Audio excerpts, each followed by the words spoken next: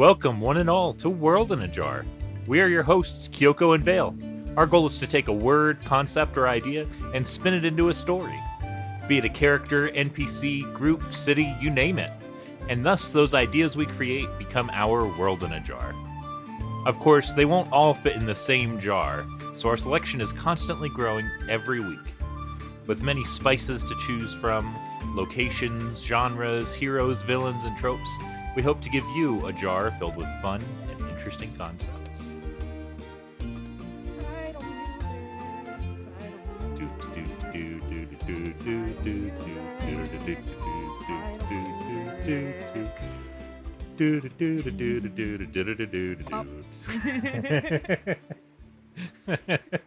Chris, please leave that. But first, how are you doing, Kyoko? I'm doing pretty good. We've started this episode on a really good foot already. Right. But I'm doing pretty good. It's very humid here today, but it's not that bad. I mean, I can't really say anything. It's, let me check the temperature real quick if my phone unlocks. It is 85, feels like 92. I mean, that is terrible, but it didn't feel bad, that bad when I was outside like an hour ago. I mean, the first day I went back to Maryland, it was like 99. Gross. Just regular 99. Gross. That was in Baltimore. I went home and it was a little cooler. That's gross. It is. I was anticipating the rain we were promised today, and then we got no rain. And I was really mad. I wanted a thunderstorm. I love thunderstorms. Same. I kind of hope it rains tomorrow, so there's no fireworks. I mean, fireworks are pretty, but A, they're terrible for the environment, and B, very excessive. Oh, yeah. Sorry, I zoned out for a little bit. You're fine. I do the same thing. Chris edited the bingo card and erased something and say Vale zones out. Chris, just write ADHD on top of Vale's. But either way... But yeah, fireworks suck. Yeah, they're fucking terrible. Chris, leave in the fuck word. Leave in the fuck word. But what are we doing today, Vale? We are rolling for class. Woo! Not that we don't have class, we're just rolling for it. We have to roll for a different class other than Bard and Paladin, respectfully. So, Respectfully, no Bard. I can still multi-class. That's true. If y'all want a Bard, you should check out last week's Build-A-Bard. Exactly. But, Loath would we be to repeat the same episode twice. you know, hasn't happened yet. We're perfect. What are you talking about? Right. When are we ever gonna repeat a class episode? It's not like I have 6 other Build-A-Bards to do. At least. Right. When is Vale Until gonna release one D&D comes out. Yeah. When is Vale gonna make the Purchase a Paladin special? Who knows? There we go. That's the name I was waiting for. Purchase a I didn't Paladin. want to do a Paladin episode. Yeah. Vale has to go through the Paladin subclasses, and it's called Purchase a Paladin. You heard it here, folks. But either way, class-wise, what we have left, and this is excluding Barbarian, because we're saving that for Editor Chris, we have Warlock, Monk, Rogue, Sorcerer, Wizard, and Druid. So, would you like to roll the I just hit d6, my esteemed co-host? I would. And I will say, for my co-host's record, I've been tossing the d6 I was gonna roll and it just hit me in the face. Fourth of... It's 5. Wait, gotta look at the list again. What was number 5? 5 is we're making wizards. It's wizard time, baby. You're a... It's a wizard time, motherfucker! Fireball! Well, you know a lot about wizards. Yeah, I've got plenty of inspirations for wizards. Keep it to 1. Oh, damn it, I can't choose. Pick 1. And if I have to choose you the lesser of pick 2 the evils, I'd third rather one, not choose at all. If you pick the third one, keep it to like 2 minutes. I'll pick the second Keep one. it to 2 minutes. We're not getting the Chrono Trigger bingo card. Keep it to 2 minutes. So, in Octopath Traveler 2, there's the first character I started with. His name was Oswald. He's a scholar, which is pretty much a wizard in the setting. And I had never really thought of, like, a criminal wizard before him. Like, I did have a wizard that does crimes, but not like the wizard is just a criminal. A crizzard. And so... Crizzard. And not to be confused with the Rizzard. You right. The Rizzler. But Oswald was framed for the murder of his wife and kids and arson of his house. And then the first chapter, he is locked in prison. And he has to escape prison to continue with the story. And I'm just like, wow, I've never considered how good a wizard could be at escaping a prison, and that intelligence is their main stat. They're super, like, intuitive and able to create these master plans inherent to their character with their stat arrangement, as long as they're doing wizard right. But I thought Oswald was so cool to incorporate, especially as, like, using backgrounds you don't consider for specific character classes, like criminal wizard, acolyte rogue kind of thing. It taught me that there's more than just kind of the small frame of mind I have sometimes when creating characters, because half my characters are entertainers. I mean, same. Bard light.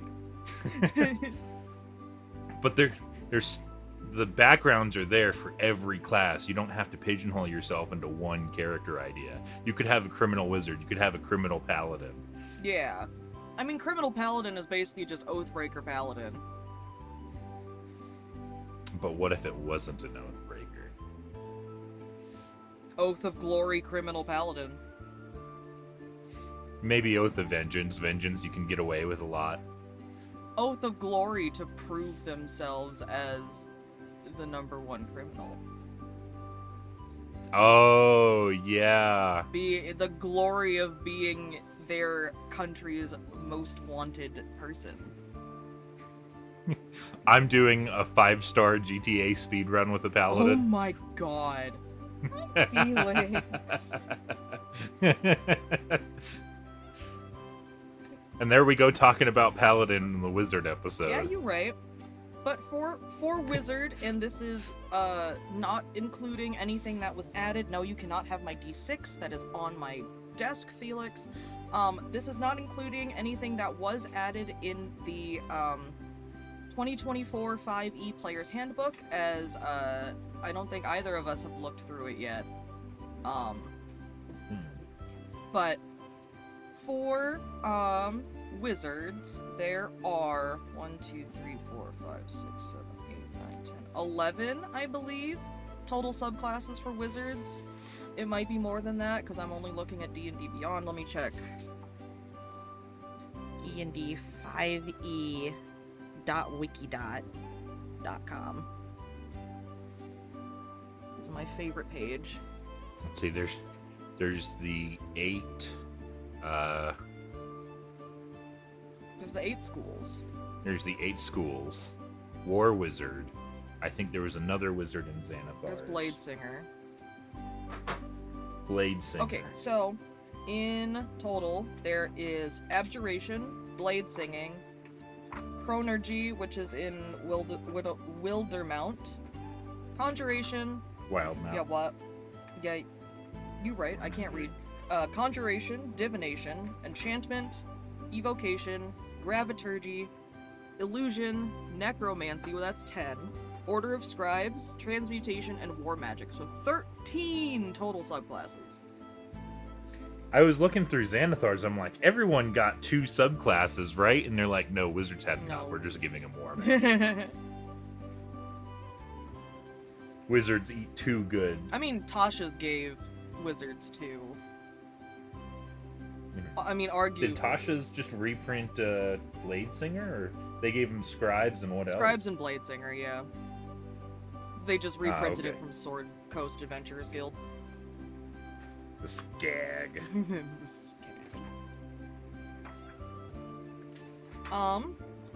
So, when it comes to wizards, of course you can think of, Harry Potter.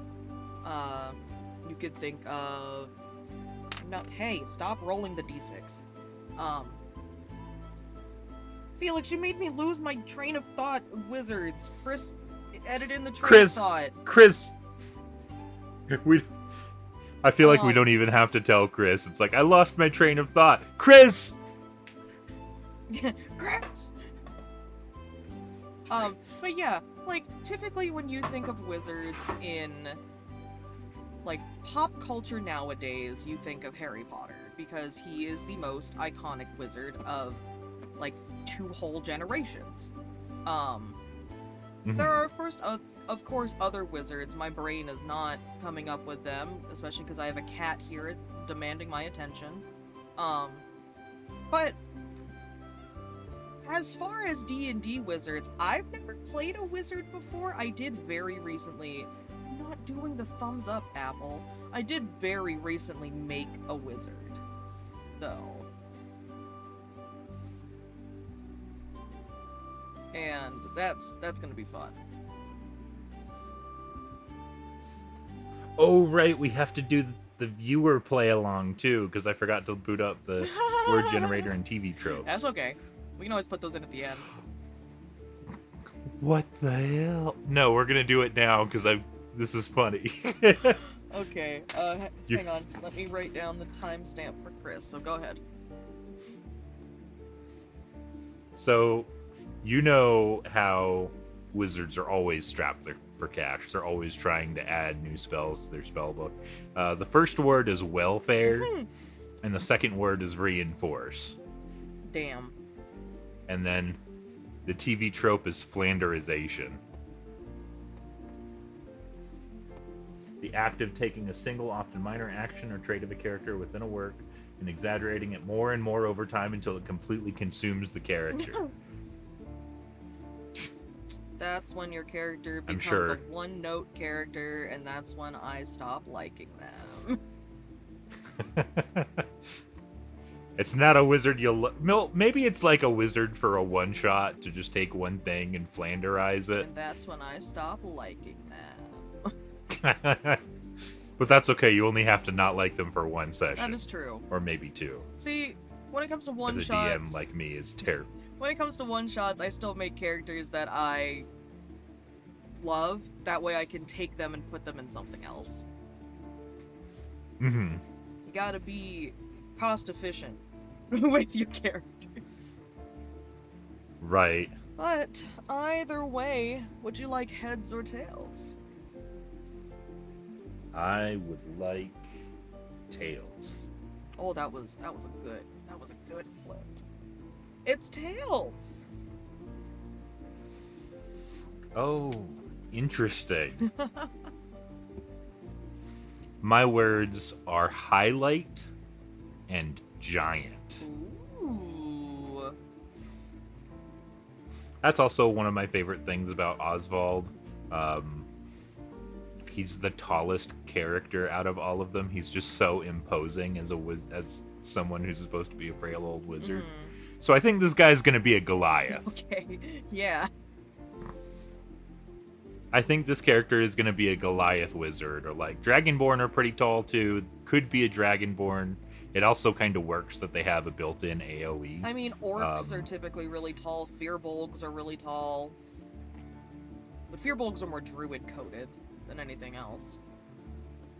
See, but I like that giant or Goliaths are more martial coded. So now this is a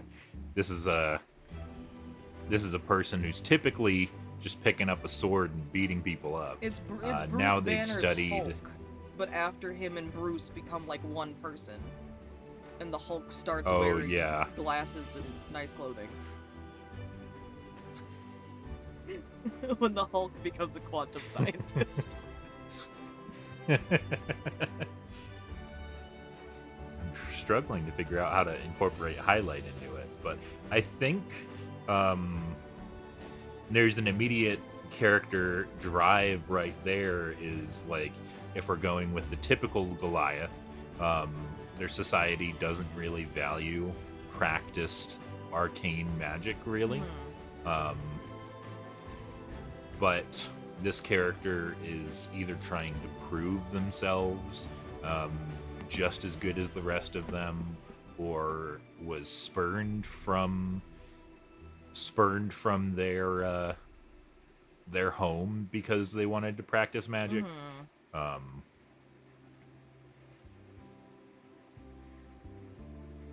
Trying to figure out how highlight plays into this still. They use highlighters in their spell book. They have ADHD and have trouble pinpointing important information, so the entire page is highlighted.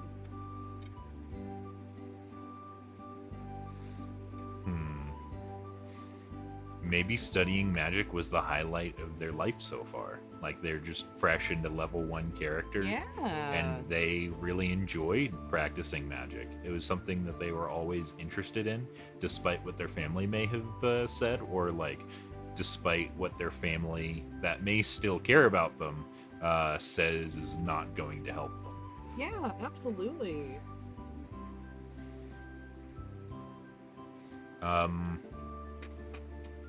So I think they have a lot of friends in wizard school. I think it was, and yes, they do use a lot of highlighters. We've got to double down on that. I think they're a rampant note taker, which is especially good for a player that's a note taker, because like you bust out that highlighter and you start highlighting your notes in character. Don't make me pull out one of my note journals. Kind of want to roll a couple more words because I feel like I'm done talking about this guy. You know what? Already. Go for it. Roll another set and pick one of the two.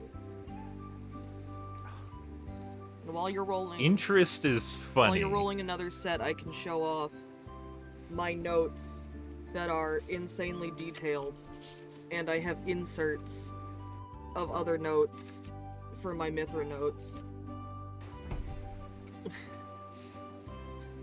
I would be great at this, wizard.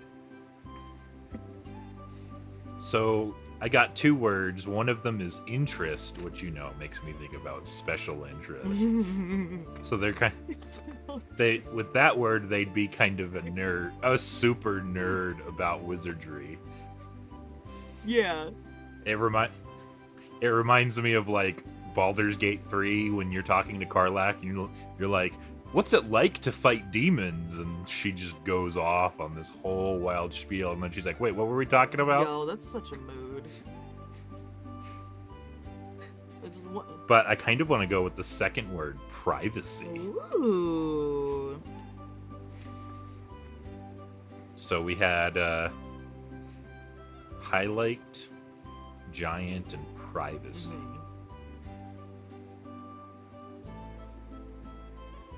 That kind of betrays having a lot of friends in wizard school, too. I mean, they could have a lot of friends and still be a very private person. I think they have something that...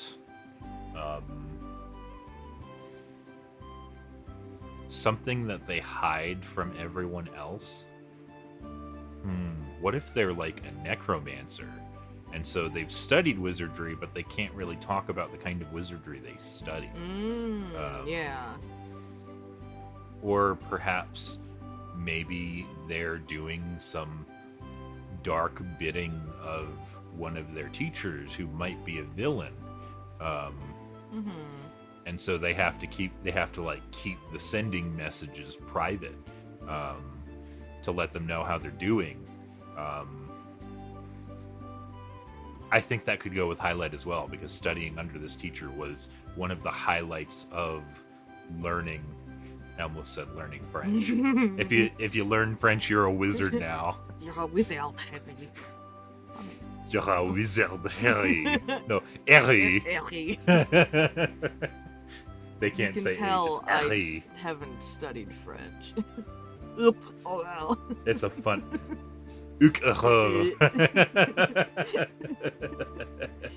But yeah, like that would be super cool. Like they studying with this professor, potential villain, has been like a really big highlight, and then suddenly it's not because they're a villain and this student is, under the pressure of maybe like an authority figure, a teacher, things like that, or even just like, the want to succeed is I don't even know if it's pressure. Maybe they're a little gullible, oh, and they think they're just doing something for extra credit, maybe. yeah.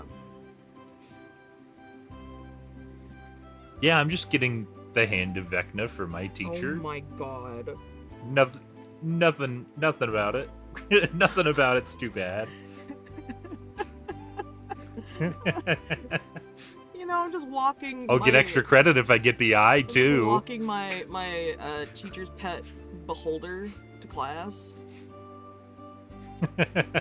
Just raising the dead for its project. Oh my god, what if the teacher's a beholder? Oh my god.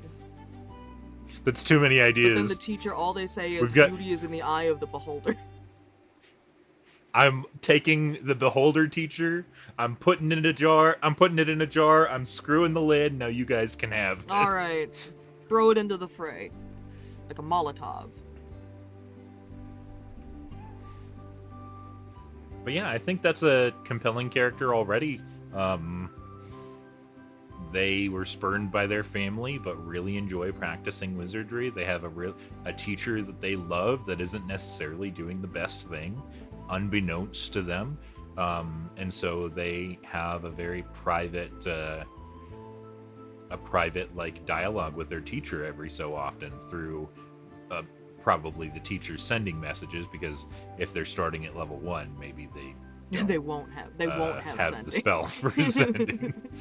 They might have message, but they won't have sending.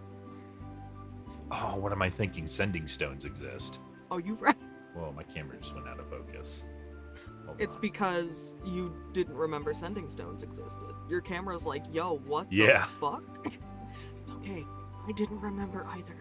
And Mithra has 2 sets of sending stones, so why didn't I remember? And Estelle has a set of sending stones that neither of us remember. My favorite use of sending was in Critical Role. I believe it was Jester. I think how it went, because I caught the tail end of campaign 2, was Jester accidentally did a sending to someone that was in the bathroom, and they told him, sorry, I'm in the bathroom, what do you need, kind of thing. Mm-hmm. And so every sending, Jester would end the message with, are you pooping?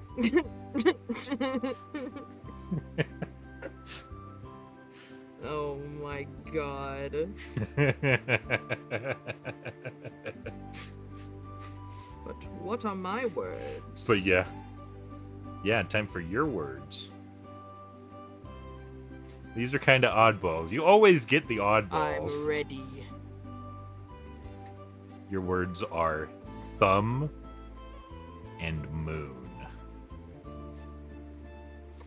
Thumb makes me think of that guy in Ratatouille. I killed a man with this thumb. See, thumb makes me think of the finger people from Spy Kids. Oh, yeah. I'm not making one of them. Not what I'm doing. They're being chased by it. Oh, Jesus Christ. Those things scared me when I was a kid, but that's neither here nor there. So I'm immediately thinking,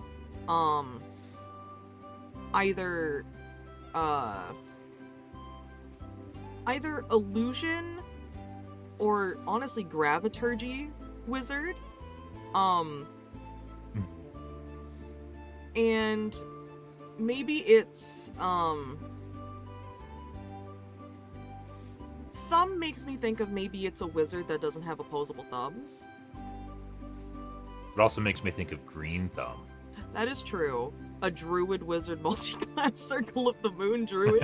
That's what I was thinking. Well, you don't have to be a druid to have a green thumb. You don't have to be a bard to be an entertainer. You should be. But yes, exactly. But still. This wizard's just really into gardening. Oh god. This wizard is really into learning how to make sustainable plants on the moon. Oh, they're gonna be the first person on the moon, and they're gonna capitalize on it. Oh my gosh. But yeah, I'm thinking either illusion or graviturgy, and maybe it's a... Because, I mean, like, most of the humanoid animal-based races have prehensile hands. Like, if you think Aarakocras, they can still hold things if their arms or wings. Tabaxis can still hold things, turtles can still hold things like that. So, what if this is a wizard that's... You know what? Let's say an Aarakocra. Let's have them be a bird. This is an Aarakocra wizard who studies... I'm really liking graviturgy. Who studies graviturgy. They typically... It really crosses into, like, their, like, huge interest in, astronomy. So they're constantly studying, like, star charts and things like that. They are looking for ways to study deeper into the universe and things like that, trying to parse out, like, what their world's solar system might look like, why their world is the way it is, astrally, things like that. And that really leads them to working with an astronomer turned wizard as their, like, mentor. So together they work on, like, how can we adjust the gravity here on Earth to make it, you know, let's say, like the gravity on the moon. Because you are much lighter on the moon than you are on Earth, so you would be able to traverse more easily, you know, if you think about what being on the moon is like in pop culture, things like that. Or even, like, if you use this stuff against a creature, make them feel like they're on Jupiter. Make them feel like they have the weight of being on Jupiter. And, like, that goes along with Graviturgy Magic's second level feature, Adjust Density. At second level, as an action, you can magically alter the weight of one object or creature you can see within 30 feet of you. You can either have the weight or double the weight for up to 1 minute or until your concentration is broken. So, like, that would be really, really cool. And, like, as they get higher and higher in these levels, they're like, oh my gosh, I'm like a Circle of the Moon druid mixed with, like, Circle of Stars druid, but I'm, you know, not an embodiment of the cosmic space. I am the controller of the cosmic space. Yeah. And then they're just, like... I also really love, like... Go ahead. Or, yeah. Sorry, I cut you no, off. go ahead. I really like how they're studying the changing gravity, because one of the high level spells for wizard is reverse gravity. Yeah. So it could be something the character is entirely building to, is oh my god, I finally learned how to control gravity just outright. Yeah, and like even their 14th level feature is called Event Horizon, where they can magically emit a powerful field of gravitational energy. So they become like a black hole, basically. So it's really cool. It honestly, I would want to bring this character up to my friend Theo, who is an astrophysicist, because I feel like he would love this character. Oh yeah. But either way, I like for Thumb, like how I mentioned that this is an Aarakocra, maybe like a lot of people look down on them because they don't have like regular hands. They're not like an Aarakocra that just has like a regular humanoid body with like some bird features and the wings on their back. They're like, you know, a walking, talking bird with like actual wings for arms and hands. So people are like, how are you a wizard? You can't hold your arcane focus. You can't hold a wand or your spell book or a rod or a staff. And they're just like, yo, yes I can. So never mind that the clearest insult to an Aarakocra gravitor just studying to change gravity is that they already defy gravity by flying. yeah, exactly. No one ever thinks of that though. They're not like, oh, you're compensating like not being able to fly, like if it's a flightless bird. Not being able to fly by studying gravity. Oh no, an emu Aarakocra. A chicken Aarakocra? A dodo. A kiwi Aarakocra. a dodo yeah. Aarakocra. They were too delicious for this world. I mean, hey, all dinosaurs are birds, so a T-Rex Aarakocra. That feels a little hey, cheaty. You're right. But yeah, like, maybe this Aarakocra is just, like, constantly looked down on by their, like, other wizard peers, that are also, like, maybe studying under this mentor or, like, other wizards they come across because they're just like, oh, you're an Aarakocra. You don't even have hands. Like, what are you doing? You can't fly, so you're just compensating. And this Aarakocra is just like, I will turn into a black hole and spaghettify you so fast. Get spaghetti, the Aarakocra's idiot. theme song. The Aarakocra's theme song. Fly me to the moon. Fly me to the moon. It's fucking ass. It's Let fucking me show ass. it what I Let me learned show it what I learned in my in my moon jujitsu jujitsu class. Yes. But I think that's where I'm gonna leave this Aarakocra Graviturgy wizard with no opposable thumbs, just prehensile wings. Yeah. And we will be But yeah, I guess we'll see you for trope time. back for the tropes.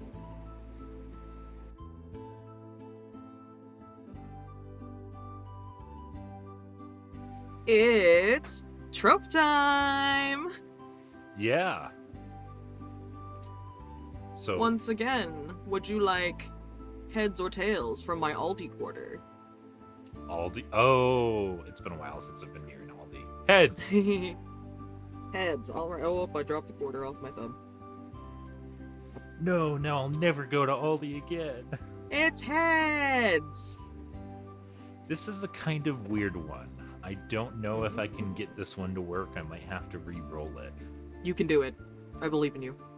It's called Fantasy Gun Control. Ooh.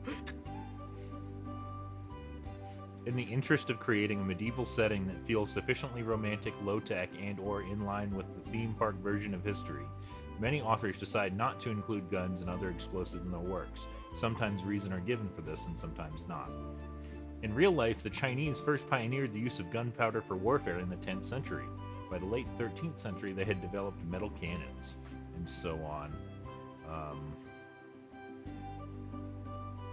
See, I know guns exist in D&D, but fantasy gun control kind of tangentially leads me to, okay, you can fire a cannon. A wizard can just do that. Yeah. So the gun control is less gun control and more like wizard control or fireball control. I mean, that's a great way to spin it. Because what are wizards than living embodiments of an artillery? Mm-hmm. I may be out of spell slots, but not out of fucking options. Right. But yeah, like, I feel like if you wanted to stick with this trope, that is a really good way to spin it. Sort of like what you've created in 4 Elements of enchantment magic, not enchantment magic being illegal in the Firelands. Mm-hmm. I mean, I just don't know how it relates to this character. Mm-hmm. Yeah, then I would say... Oh! So, his family are nobles, right? Mm. And, like, in history, these nobles have been besieged by wizards. Like, their tough, fortified walls have been broken down with shatter, and their forces decimated by fireball. Yeah.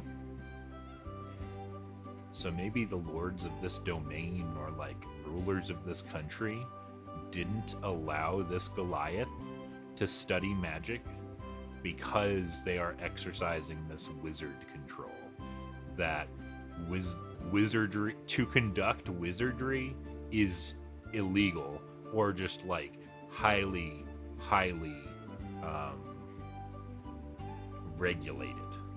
Oh, it's like how superheroes are illegal in The Incredibles. Yeah. Oh, I really like that.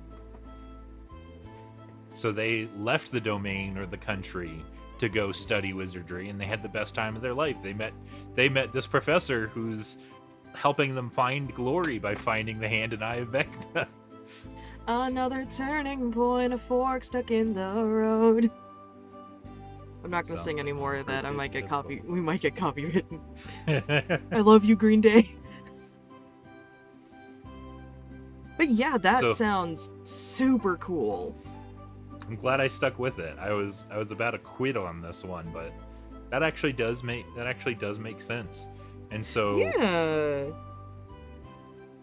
that might be an unfortunate tangent in their journey to find this artifact or just something powerful for their evil teacher. Is that whoever took it back to this character's homeland. Ooh. And so this character's like, oh god, now I'm utterly powerless because I didn't want my family to teach me the way of the sword. Yeah. If I use this wizardry in this mission, I will never see my family again. Mm-hmm. Oh god, it's the beginning of Kingdom Hearts and I picked the wand instead of the sword. So yeah, I think that's an interesting way to take it. Oh yeah, absolutely. Like, it adds a nice, like, conundrum to this wizard, outside of them studying with their professor, where that could become a conundrum later. But this is like a backstory related conundrum. Mm-hmm. This is a character you as a player take to your DM and say, I want my character to be this way, and I want you to take them out of their element. Yeah. It's like, I'm purposefully not making a Blade Singer for a specific reason for this Goliath wizard. And I don't really think there's any school in particular this character needs to be. This character could be whatever school you want it to be.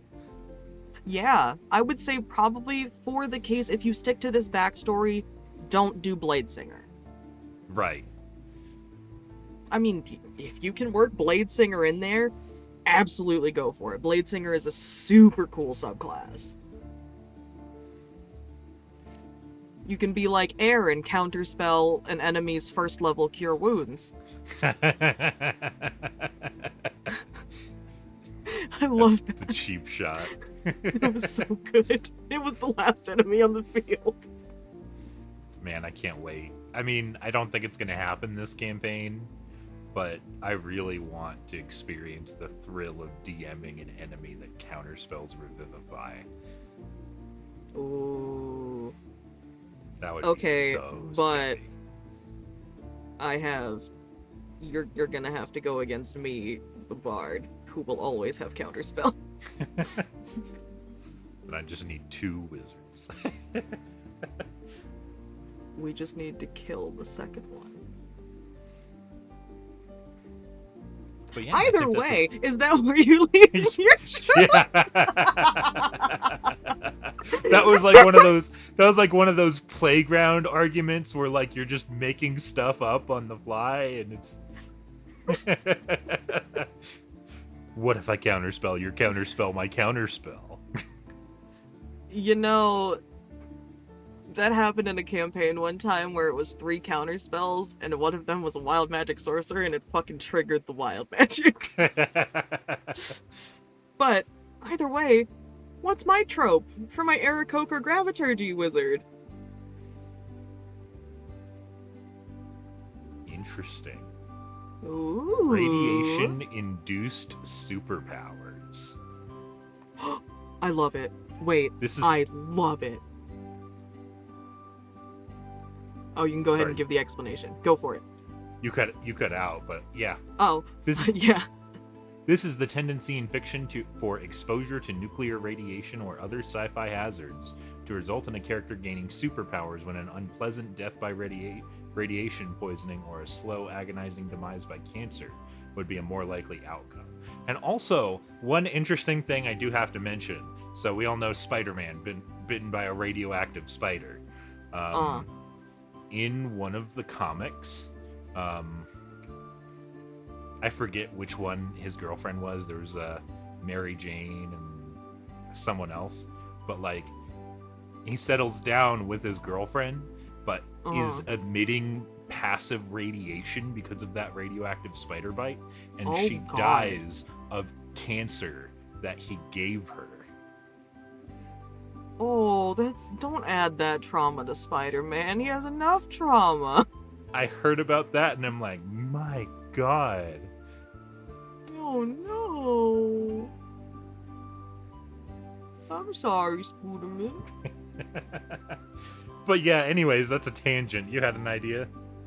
I'm so excited. So, one of my hyperfixations is studying about nuclear disasters, not the bombings of Hiroshima and Nagasaki, because those actively make me very, very sad, but like the Chernobyl accident and things like that, the Fukushima accident, other nuclear accidents that have happened here in the United States, or things that have happened with like radiation sickness and stuff like that. So like, it's super cool. What if this person wasn't originally an Aarakocra? What if this person originally didn't have any arcane abilities at all? Like, let's say, what if they were, like, a human monk? Or, like, a gnome rogue? Something like that. If it was a gnome, they'd radiate into a kiwi Aarakocra, I will say. You're so right. You know what? Let's say it's a halfling. Let's say it's a halfling fighter, and they radiation and received superpowers into a chicken Aarakocra. It's perfect. So like, what if like this Aarakocra, this now Aarakocra is just like, oh god, I have to like relearn how to live my whole life because of these new arcane powers I have, or this new like arcane ability that I can tap into. Like, it's not like a sorcerer sort of thing, but they now have the ability to like actually learn arcane magic, because there are some like, you can give backstory reasons for like why characters are not an arcane class. Like Mithra's eldest brother, Adair, he's an inquisitive archetype rogue, and he was just like, Mithra's one of the only ones in our family that had the ability to actually learn magic. And Mithra's the only one that tried in their family, really, to learn magic. But, like, it could be something like that, and this Aarakocra, this now Aarakocra, is just like, oh god, what do I do? I need to do something. Like, I no longer have the same physical capabilities that I did as a halfling. But, like, they're still, like, as they're, going around and things like that, and they're just, like, they're, like, learning little bits of magic here and there. Like, maybe that's where they get, like, their first and second level spells, or their first level spells, at least. Like, that's when they start getting really into astronomy and stuff like that. Like, they're spending a lot of time in libraries trying to read about, like, what happened to them and, like, read about, like, what they can do with their magic, trying to find options of things to do. And that's when, like, their love of astronomy really starts to kick in, and that's when they, like, meet their, that's when they meet their mentor and things like that.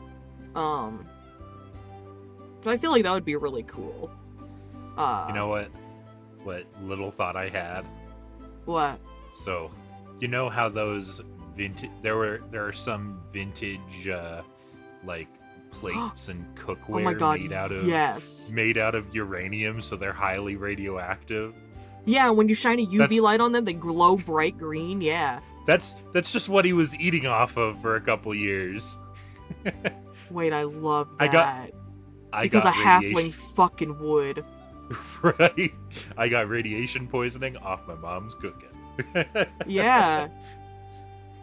I got radiation off my mom's cooking. We lived near the magical equivalent of a nuclear power plant that dumped into the water. But then also, like, their family might also mutate from that. They either, like, mutate or get cancer. There's only there's only a couple ways to go with that. But what if they mutated into, like, a completely different cast? Yeah, I was gonna say, what if their family members, a la Spirited Away, turned into, you know, non-sentient animals? Or monsters? Yeah. Like, what if their mom turned into a Grick? That'd be terrifying. I think maybe one is a sentient monster, one is a non-sentient monster, one is a sentient animal, one is a non-sentient animal. I love that. One of them just turns into a regular chicken. Like, this Aarakocra got, like, they rolled well on their dice and became the sentient chicken. And the other one is not... Well, sentient isn't the word. What is it? Sapient. I don't... Sapient. Yes, there we go. Sapient is the word. They became the sapient chicken. And their sibling did not. And this character hates being called chicken. Yeah! Don't call me chicken. People call him Chicken Little. And he hates it. It's like you're mixing Chicken Little with Edward Elric. Oh, but here's the thing about Chicken Little. They're studying gravity. They're studying, like, the sky and the moon. So who is going to be screaming, "The sky is falling"? Chicken Little! Oh, we've cracked the code, boys. It came full circle. Yay! I love this. Yay! That's where I'm leaving it. Fucking sealing the jar on Chicken Little.